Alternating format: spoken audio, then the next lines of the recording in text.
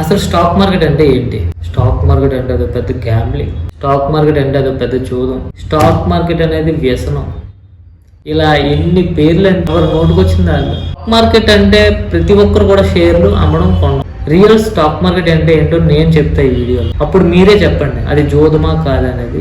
So stock market అంటే ఏంటో తెలుసుకునే ముందు ఒక 2 మినిట్స్ ఆ టాపిక్ పక్కన పెట్టి మన డైలీ లైఫ్లో మన డే స్టార్ట్ ఉదయం లేచిన దగ్గర నుండి మళ్ళీ పడుకునే వరకు కూడా మన డేలో మనం చేసే డైలీ రొటీన్ ఏదైతే ఉందో ఒక గుర్తు చేస్తాను. సో మార్నింగ్ లేచిన వెంటనే బ్రష్ చేస్తాం కదా, మనం బ్రష్ చేయాలంటే బ్రష్ ఉండాలి, టూత్పేస్ట్ ఉండాలి, టంగ్ క్లీనర్ ఉండాలి. So brush, toothpaste, tongue cleaner తాలూకా కంపెనీలు, ఫర్ ఎగ్జాంపుల్ టూత్పేస్ట్లో కోల్గేట్ ఉంది, క్లోజప్ ఉంది, పెప్సోడెంట్ ఉంది, సెన్సోరా ఉంది, సెన్సోడైన్ ఉంది. అలాగా రకరకాల కంపెనీలు ఉన్నాయి టూత్పేస్ట్ మీద. సేమ్ బ్రష్లు కూడా బ్రష్ కంపెనీలు. అలాగే నెక్స్ట్ స్నానం చేస్తాం కదా, మనం ఏదైతే స్నానం చేయడానికి వాడే సోప్ అవనివ్వండి, ఎక్స్ట్రా కండిషనర్, ఇంకా ఇవన్నీ కూడా కంపెనీస్. ఈ ప్రొడక్ట్స్ని తయారు చేసే కంపెనీస్. అంటే మనం బ్రష్ చేయాలన్నా కొన్ని కంపెనీలు వర్క్ చేయాలి, మనం స్నానం చేయాలన్నా కొన్ని కంపెనీలు వర్క్ చేయాలి. సో నెక్స్ట్ బట్టలు వేసుకుంటాం. బట్టల తాలూకా రా మెటీరియల్ కానీ, బటన్స్ తయారీ కానీ, జిప్స్ తయారీ కానీ, అలాగే బ్రాండెడ్ బట్టలు ఉంటాయి కదా.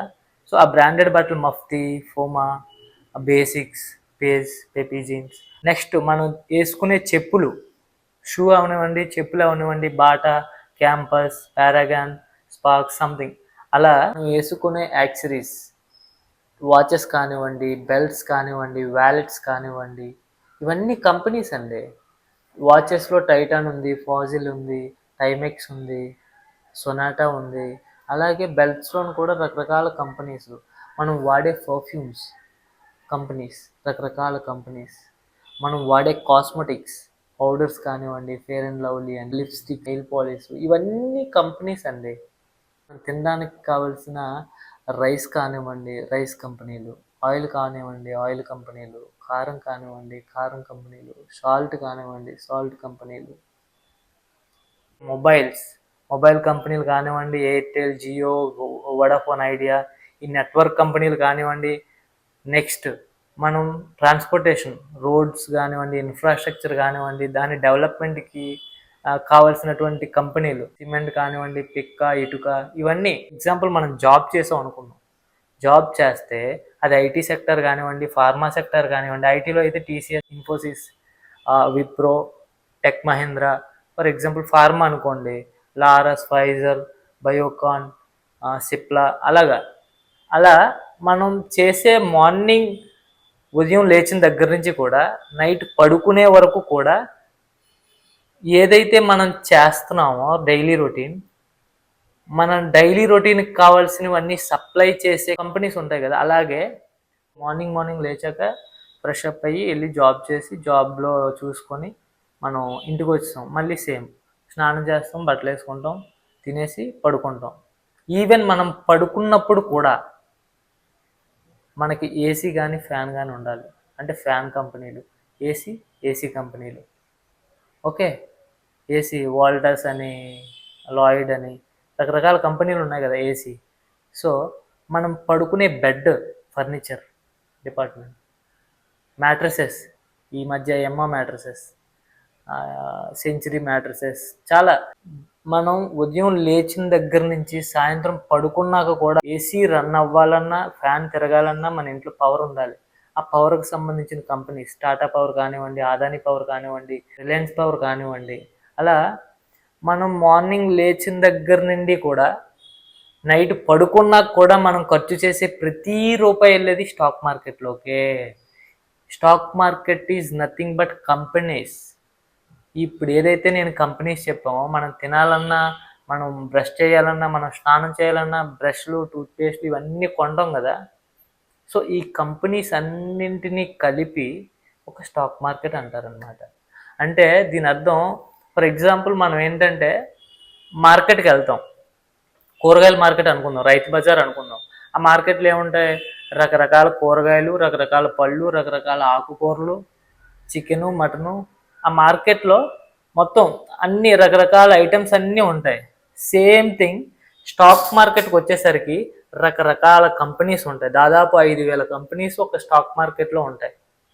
ఇక్కడ మన రైతు బజార్లో ప్రతి ఒక్కరు కూడా, ప్రతి ఒక్క షాప్ వాడు కూడా వాళ్ళ ఐటమ్స్, వాళ్ళ ప్రొడక్ట్స్, అంటే వాళ్ళ కాయగూరలు కానివ్వండి, పళ్ళు కానివ్వండి, వాళ్ళు ఏమమ్మితే అవి అమ్ముతుంటారు కదా.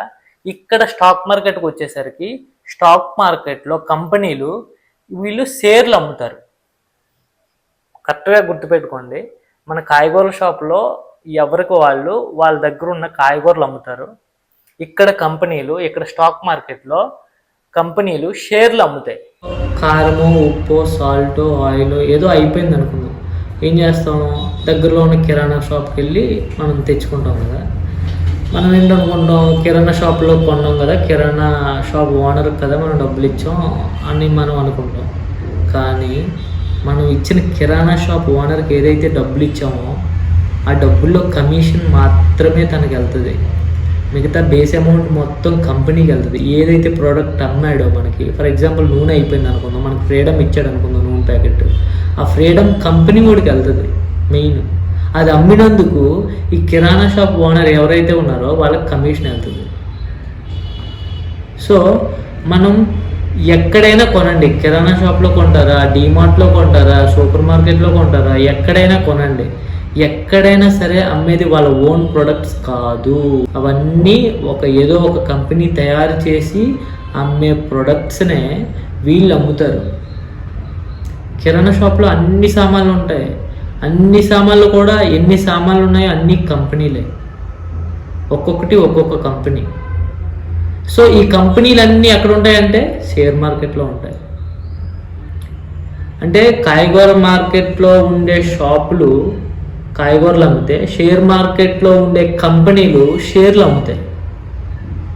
షేర్ మార్కెట్ అంటే నథింగ్ బట్ కంపెనీస్. ఈ కంపెనీస్ అన్నీ, రకరకాల కంపెనీస్ అన్నీ ఉండే మార్కెట్ని షేర్ మార్కెట్ అంటారు. రకరకాల కాయగూరలు, పళ్ళు, చికెన్, మటన్, ఆకుకూరలు ఇవన్నీ దొరికే మార్కెట్ని రైతు బజార్ అంటాం. సో మార్కెట్ అది ఇది ఒకటే, అక్కడ కాయగూరలు పళ్ళు అమ్మితే ఇక్కడ షేర్లు అమ్ముతారు కంపెనీ వాళ్ళు, అంతే తేడా. మనం మార్నింగ్ లేచిన దగ్గర నుంచి నైట్ పడుకున్నాక కూడా మనం ఖర్చు పెట్టే ప్రతి రూపాయి వెళ్ళేది స్టాక్ మార్కెట్లోకే. Stock market is nothing but companies. ఈ కంపెనీస్నే స్టాక్ మార్కెట్ అంటారు. ఓకే, అంటే చాలా మందికి ఒక డౌట్ ఉంటుంది, అదేంటంటే స్టాక్ మార్కెట్ పడిపోతే, స్టాక్ మార్కెట్ క్రాష్ అయిపోతే పరిస్థితి ఏంటి, డబ్బులన్నీ పోతాయి కదా అని చాలామందికి డౌట్ ఉంటుంది. స్టాక్ మార్కెట్ పడిపోతే అన్న దానికి ఒక బెస్ట్ ఎగ్జాంపుల్ అంటే కరోనా అండి.